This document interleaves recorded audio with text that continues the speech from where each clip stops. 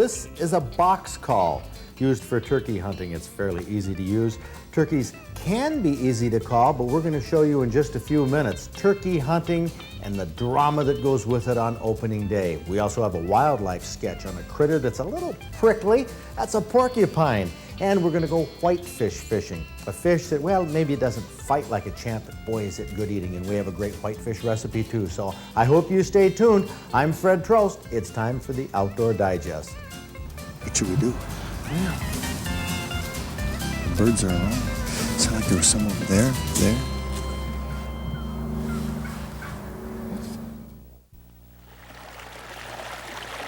Weekly telecast of Outdoor Digest is made possible through the cooperation of this and other public television stations nationwide. Weekly production of the Outdoor Digest television show is a function of Fred Trost's Outdoors Club, promoting public understanding of hunting and fishing, appreciation of wildlife, and enjoyment of our great outdoors. It appears that the toms are hung up with some hens. It sounds like two different toms. We've been seeing 2 toms and 3 hens running together here the last few days. One's a real nice tom, the other one's a smaller tom. And it's just real tough to get them to break away from the hens, but maybe we can try some different tactics and move around a different area and try it from there. Dan Zakryzik knows there are turkeys here, big toms. His hunting buddy, Larry Kirk, lives across the road, and he's seen these turkeys every day for the past few weeks. He's watched the gobblers displaying for the hens, groups of them, and he's even called to them, watched them respond, the same way you see these toms responding for the rather disinterested hens that amble by. There's hens. There's hens out here and gobblers. You can hear them.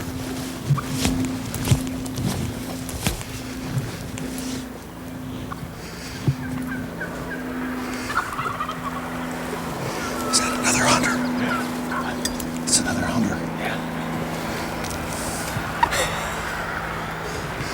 What do you think we should do? Pardon? What should we do? Well, the birds are around. Sound like there was some over there.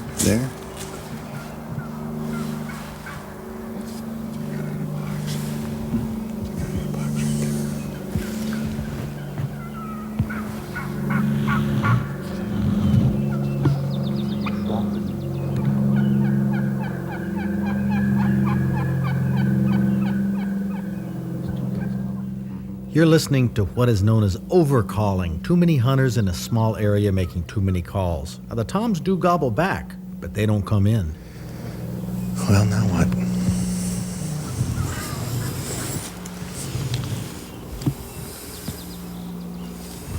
Dead to these pines, usually. This is the area that we go into over here. We got a couple other guys on the other side there that are calling, so. Oh, they're right out there. They're going to come from us. Yeah.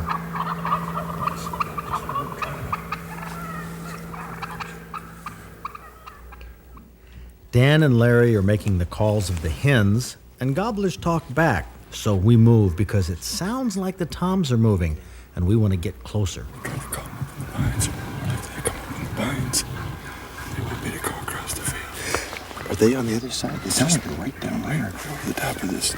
No. Okay, where do you want me to?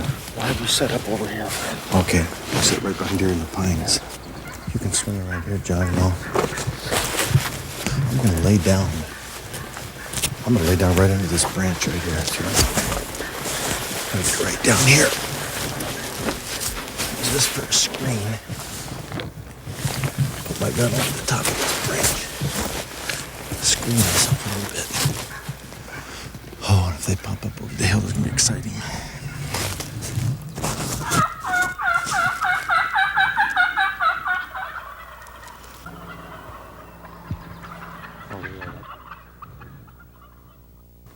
Okay, you can hear the gobblers. They're right across this field here. Okay, that's Dan. I think that was Dan. Dan and Larry are calling right back in here for me. There's some other hunters right outside of these woods, down in these small pines. They're calling too. And there's hot gobblers, several of them, right in this area. So I'm going to lay down here. Should I hide behind this little branch? I'm going to shoot under the branch, I think.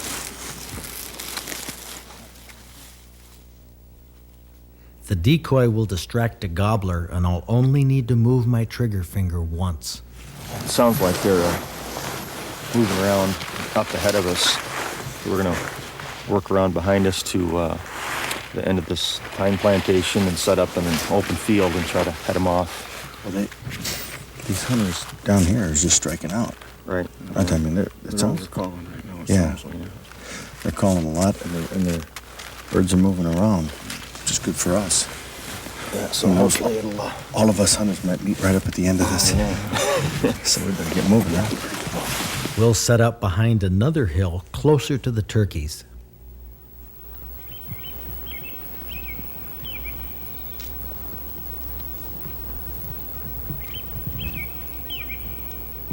The plastic decoy is set where an approaching tom can see it. He'll move towards it, and it'll distract his eyes away from us, or at least that's the plan. Where do you suppose they are right now? Where's your guess? Just see those trees right at the top of the hill? Yeah. Just up above there. Okay. Yeah, because there's another gobbler working over here to the west of us, so... Well, this is our third setup. 35 minutes. That's what makes it fun. Yeah. Now, where you want me to lay? Right in here someplace, Okay. where we... Okay, I'll just get underneath this little tree here.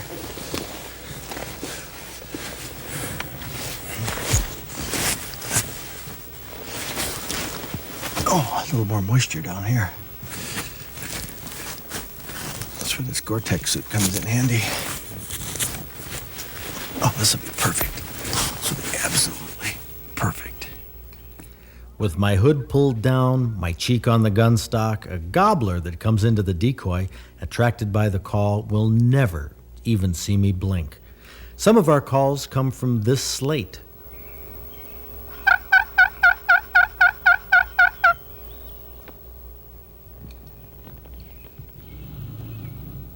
When that doesn't work, Dan uses the diaphragm call in his mouth.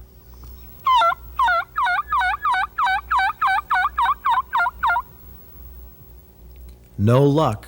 They might prefer the sound of the box call.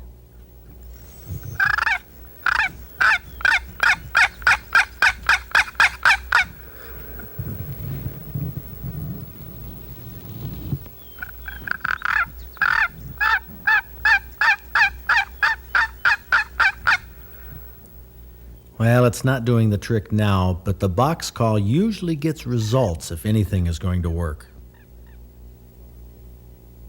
After an hour, we decide it's time to pull up stakes and change our tactics. We head to new territory in the woods where there aren't other hunters, at least for now. Dan has scouted this area numerous times before the season. He knows turkeys come through here on a regular basis. We see the scrapings in the leaves where they've scratched the ground looking for food, for acorns, one of their favorites. The ground is torn up all over this area. Probably a good-sized flock hangs out here. Moments later, Dan discovers the start of a turkey nest. You're here, Fred. Look at that. So this is how the nest begins. Isn't that the darndest thing? What do they put in here? Debris and so forth. Is that, I wonder if this is put in here or if this is just scraped up. It's hard to tell there. They haven't laid the nest completely yet, so it'll be a while before she starts nesting. So this is the beginning of the wild turkey nest. She'll put, how many eggs in there? You know? 14, Fred, 14. But it's just sitting here out in the open, basically, next to a tree with this little thing hanging over. And right now that hen is out with a tom. Well, that can be a problem sometimes.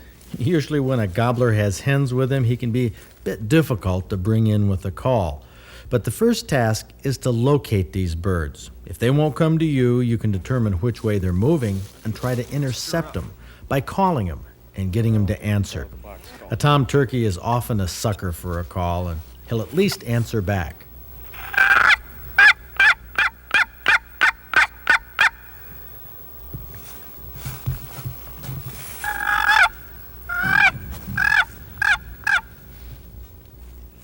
That was opening day last year. And here's the second day, late afternoon. John Ford and I weren't calling. We were just watching the woods along the edge of a clearing. That bird took off, and I had to chase him. He literally ran like a chicken with its head cut off. But I got him. I tell you, you gotta work for these critters. Oh, but okay, here's the beard. Everybody wants to know about the beard. Not very long, couple inches. Oh, man. And how much does it weigh? I don't know, about 40, 50 pounds, I think.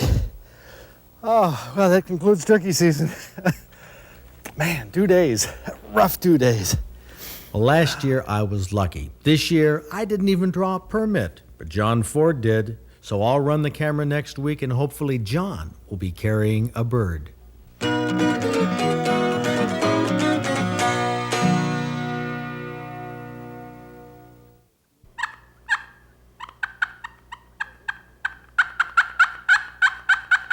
Boy, this is as easy a turkey call as you can find. This is a little newer model here. It's operated just with one finger, sort of spring-loaded. Make all kinds of little hen noises with it. There's more gimmicks and gadgets for turkey hunters, and it's fun. It's fun to call critters in, whether you're duck hunting or turkey hunting or even deer hunting. We'll show you more on those subjects in future Outdoor Digest. But right now, let's get on to another subject, kind of a sticky one, and one that you might run into outdoors, but you're going to want to stay away from. This is a little sticky situation right here. This is our porcupine, and he's knocking his teeth together there. Yeah, he's talking to you. Listen to him. Let's come up here. Now they cannot throw their quills. They cannot throw their quills. They have to hit you with that tail or whatever it is that they're coming at you with in order for you to be stuck. But listen to him talk. He's just putting his teeth together and making all kinds of noise, waddling around here for you. Now they have large heads. Yeah. Like a beaver. Mm-hmm. And of course they chew wood too, like beaver. Yes, every once in a while you can put some sticks and stuff in there, and they spend a lot of time just chewing around on them. They walk up here, and he sits up on top of the perch up here a lot of times too, and just suns himself and just sleeps up there. But here again, he's eating back there right now, and what he's eating is the same mixture that we feed the fox. It's the same mixture that we feed the wolves and most of our other animals. You can see its claws too. Oh, it does a little bit of, it has to grab the trees. This porcupine, the smell of this porcupine is as close to human BO. It really is. This smells like an entire Red Wings or Tigers locker room. There you go. No, Lions locker room. I correct that. Whoa. I tell you, I don't mean to leave the Pistons out, but yeah, well, he's very strong smelling. That's true. When they do have babies, we had a baby from him and a mate when we were up in the Upper Peninsula, and when they're born, their quills are very soft. But within a matter of just a couple hours, they stiffen right up and they look like this pincushion effect, you know. You have to handle the babies with very heavy gloves. But after they get to know you once, you can bottle feed them, and they will lay their quills down, and you can hold them in your arms just like a regular other animal, and they will not, put the quills in you. do you know of anybody who has a porcupine for a pet, or is that just totally impossible? No, it's not totally impossible. There was a fellow that took that little porcupine when we were up north, and he kept it as a pet, and as far as I know, he still has it. They look a lot friendlier when they're mounted. This is a mounted porcupine. I imagine it was kind of a touchy job to do this. Back here in the tail is where the spines are. Well, there are spines all over, especially on the back end, but the tail here, that's what they snap up. They cannot throw these spines, but if they touch you with them, they have little barbs, serrated edges on them that'll stick in your skin, and you can get loads of them in there. But kind of a strange feeling, a porcupine. Those are all hollow as well. But you sure want to steer clear of these. They'll leave you alone if you leave them alone. That's something to watch for in the outdoors. Now, something else, another activity, if you want to get a good eating fish, there are lots of places in the country you can do this, but we were in the St. Mary's River, Michigan's Upper Peninsula, catching whitefish. It's evening. We're starting our second fishing trip of the day. Harry Reinfelder, Tim Farragon, and I came up dry on our early morning trek to a favorite walleye hotspot. And we really didn't think that fishing would improve enough where we were. So in the afternoon, we trailered the boat to a new location, the St. Mary's River, which connects Lake Superior with Lake Huron. This is the location of the famous Soo locks. The freighters go through these locks because of the 18-foot difference in the levels of the two lakes. Now for sport fishermen, the St. Mary's River holds salmon. Chinook, coho, pink, and Atlantic. There's lots of perch, walleye, bass, pike, and a local favorite, the one we're going after this evening, is whitefish. Of all the electronic equipment you might want for fishing a river like this, the main one would be a depth finder. It doesn't have to be a graph. A flasher can show you the channels and drop-offs and that 22-foot water that we're looking for. An anchor is another necessity. You fish for whitefish in one location, find one hole and work it. It's important to fish in one particular spot. Okay, give it about maybe 10 extra feet. This particular spot can be one of your own making. The technique is called chumming. Corn, kernel corn, straight out of the can is tossed over the side where it will settle to the bottom, attract whitefish that can be caught on hook and line. With the river current, a couple of split shots will probably be needed above the hook, a small hook, no bigger than, say, a number 8 for these size whitefish. Harry Reinfelder is using a small redworm, one of a variety of baits for whitefish, but the key is keeping them small, not a big gob of worms, one very small one. Ice fishing baits work well. The corn borers or grubs that you usually don't think of until the lakes freeze over, they work well for whitefish in the middle of the summer. Whitefish eat mainly crustaceans and aquatic insects, although they'll chase a small minnow now and then. But ice fishing teardrops with grubs on light line, even down to 4-pound or 2-pound test line, is often the ticket. Despite the light gear, you might need a heavy sinker. I had to go to a larger rubber core sinker because of the current. 22 feet down, that little hook can drift quite a distance. Now keep in mind that this area has been chummed or pre-baited, as the English fishermen say, so the whitefish are likely to be congregated underneath the boat. First one to hook a fish was Nancy Reinfelder. Now, a family friend and whitefish fanatic Cliff Baker takes over the net from his son and proceeds to show Nancy how delicate these fish are to net. Oh, no! No! Well, there will be more. Just had a bite. Scared the ducks. That must be a big one down there. Oh, there it goes again. Come on, bite it again. Boy, it's just a soft bump. You really got to be ready for it. Of course, it's... There we go, there we go. I got him. One. I got him. Yes. I know, we don't have him yet, that's right. Bring the net over here. We better have a net. We better have a net. Harry? Harry, could you have gotten the net earlier by chance? Here we go.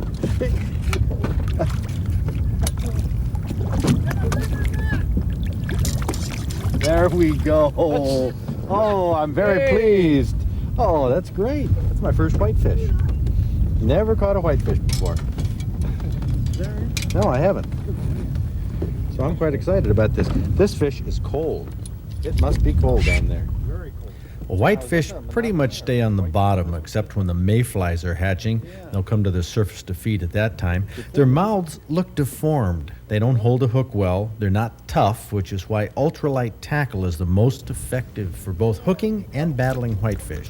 I'm amazed at how well that fought. I mean, that really put up a good tussle for a small fish, but of course this is ultralight, 4-pound test. But that's the rig right there. I'm gonna go back and try, maybe I should put a new grub on. Put that teardrop in that little weight. Now I'll try this grub again. Try it again. Of course, on the other hand, for all the time you spend going out fishing, now I'm gonna put a new grub on. I mean, for the cost of a grub. Harry, hand me a grub, please. Yeah, well, think about the cost of bait. How little it is, really, compared to the cost of your entire fishing trip. Fresh bait is a bargain. So buy plenty and use it. That's what you're there for. There we go. That ought to do the job. Oh, I have a lot more optimism right now. but they bite very, very lightly, and as soon as you feel the tap, you have to set the hook and set the hook lightly too. Cliff Baker made a long noodle rod especially for whitefish. Lots of whip in it. He was using 2-pound test line, and it just so happened that he caught the most and the biggest whitefish of the evening. No doubt that light tackle is the key. I don't know if this is any better than the last one, but it's still on. Don't get in the anchor rope. Okay, Harry. Where is that net? Great.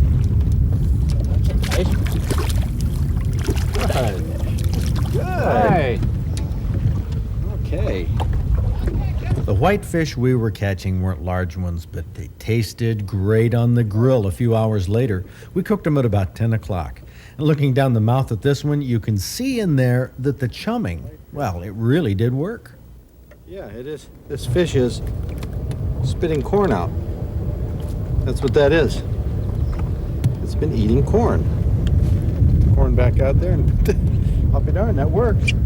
You're right. Special techniques for catching whitefish include chumming with corn. Popular way to develop a whitefish hole. Small hooks and baits such as grubs, worms, wigglers, and even corn on a hook. A light touch when you set the hook is needed, and careful handling with a net to make sure you get it aboard. Whitefish, terrific on the table, and a lot of fun to catch.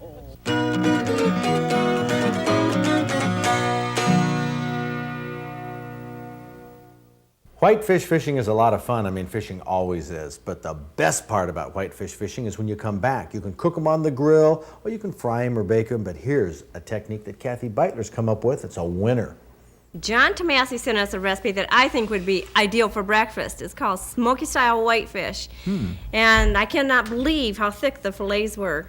And now those are whitefish fillets. Well, you can certainly see why they call it whitefish. Oh, definitely. And they're really nice and firm, and that's one of the characteristics of whitefish. And then, now this recipe you can do on the grill or in the oven. And you're going to fry some bacon, and then that's where your smoky style flavor is going to come from. And you could use the bacon bits, but I think that the regular bacon is going to come through a lot better in this. But bacon and fish, kind of an unusual combination. Right, and then you want to just saute onions in the bacon grease, and then drizzle a little bit of lemon juice and a little bit of butter over the fillets, and then go ahead and add your onion rings. And you want to keep those in rings as much as possible, and try and keep them on the fish too. And then you're going to crumble the bacon into just some breadcrumbs, and then that's going to make a coating. Just kind of put that over the top. Another very simple recipe. Very simple. So I presume you're probably going to wrap this up. Right, just as tightly as possible. And then, like I say, you can either go on the grill or in the oven. We're going to put it in the oven. Well, I don't think we've ever did a bacon recipe with fish for Bob Garner. I wonder what he's going to say. Man, I love bacon. I could get up and eat pounds of it, okay, on a Saturday morning. You can probably stay in bed and eat pounds. With a dozen, I'll tell you, the ultimate would be a dozen eggs and a pound of bacon. That would start my day out right. Might clog everything up, but it would start my day out right. And this on whitefish, two of my favorite flavors, and the onion, just absolutely one of the best fish recipes anybody's ever come up with. Wonderful flavor. It almost sounds like he's kidding. But the more I eat of this, I got to admit, the more I like it. I think it does. You have to get used to it, and it has to grow on you. It's too bad you couldn't have shown those folks your face when you took your first bite. Yeah, I wasn't real fond of the first bite. It was not a pretty sight. Freddie, I can just imagine a couple of nice eggs laying right next to this thing, and Oh yeah, it would fresh be dough. good. It would be real oh good for man, breakfast. this is absolutely out of this world. Out of this We world. put this in the oven, but it can be done on a grill and be great while you're camping. I like this idea of bacon and eggs and with this. Hey, this recipe would be great without the fish even.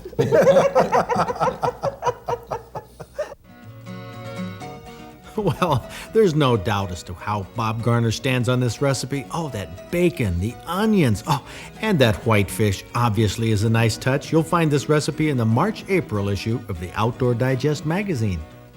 This issue has an article on fishing ice out for walleye and pike. See the thrills of grabbing snapping turtles by their tails and the dangers of bear watching. How to solve the problem of glare in your glasses outdoors. Oz Warbach's informative way of teaching wild turkey behavior. How I built my bolt-action rifle at the Savage Factory, and a lot more. For a sample copy and information on joining Box 1000, Bath, Michigan 48808, and ask for the March-April Outdoor Digest.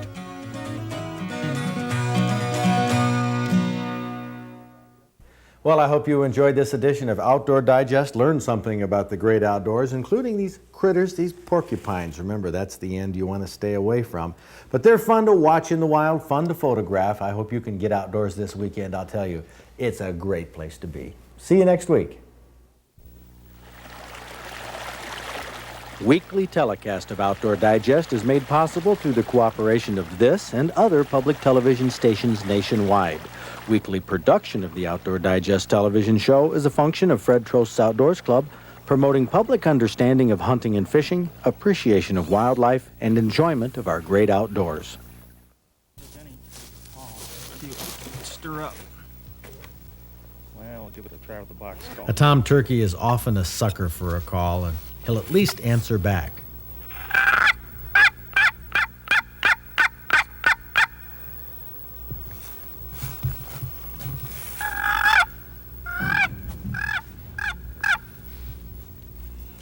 That was opening day last year. And here's the second day, late afternoon. John Ford and I weren't calling. We were just watching the woods along the edge of a clearing. That bird took off, and I had to chase him. He literally ran like a chicken with its head cut off. But I got him. I tell you, you gotta work for these critters. Oh, but okay, here's the beard. Everybody wants to know about the beard. Not very long, couple inches. Oh, man. And how much does it weigh?